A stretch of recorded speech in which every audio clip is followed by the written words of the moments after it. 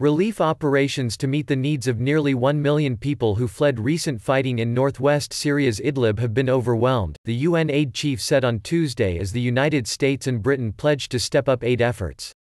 While Syrian government forces fought Turkey-backed rebels in Idlib, US and UN officials visited Turkey's Hatay border province to view efforts to cope with one of the biggest humanitarian crises of Syria's 9-year civil war.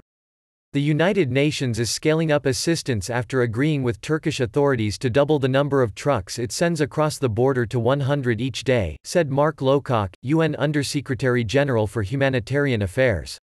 This relief operation has been overwhelmed. There needs to be more of everything. The first thing is money.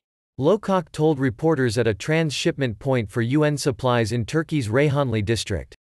The number of displaced people has surged to 980,000, more than half of them children, who are now coping with inadequate shelter and a lack of sanitation facilities in areas near the Turkish border, he said.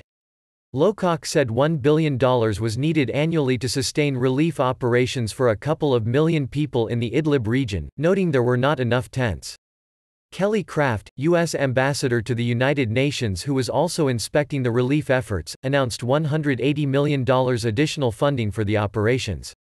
Humanitarian aid is only a response, but the solution is an immediate ceasefire.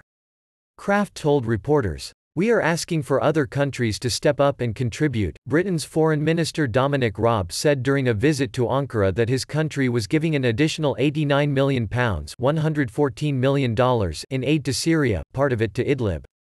Fighting in Idlib has escalated in recent days as Turkey steps up military operations to counter advances by Syrian government forces, backed by Russia, in the last remaining bastion held by rebels in the country's northwest. This is not something that just happened. This is planned by the Assad regime.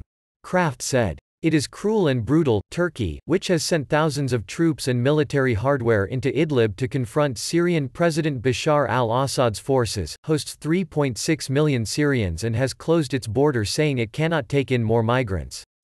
Ankara said last week it would no longer uphold a 2016 accord with the European Union to keep refugees on its territory in return for aid, leading to thousands of migrants seeking to breach the border into Greece.